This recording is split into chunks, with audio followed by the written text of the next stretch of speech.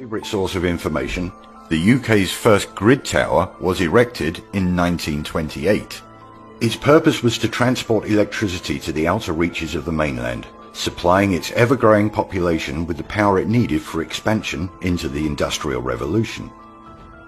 Before the expansion of the national grid, businesses used local coal or gas-fired generators and all manner of contraptions to power their factories. So the emergence of electricity delivered to your doorstep, so to speak, was hugely popular.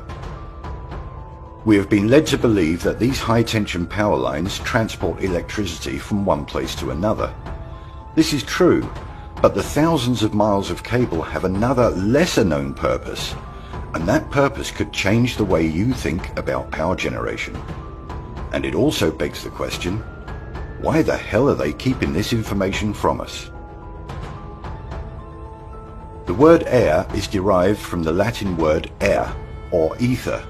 The ether is the air that we breathe, but apart from keeping us all alive, it has another little-known property that you probably didn't realize. The ether is electric. Our whole existence depends on electricity, but that topic is for another video. The ether carries a charge. From the ground upwards, it increases by 100 volts for every meter in height. That is cumulative if grounded. This energy can be harvested from the air, ether, by hanging very long wires high up on pylons stretching right across the country. Have you ever wondered why these thousands of miles of cables are supported on huge, mega expensive and very ugly pylons, when it would have been much easier and much cheaper to run these cables under the ground? Or how about under the existing roads? Nope, we apparently prefer seeing these massive monstrosities winding their way across the otherwise beautiful landscape. And I don't know about you guys, but I've never in my 50 years of driving all over the country ever seen a new line of pylons being erected. All services are now buried under the extensive network of roads.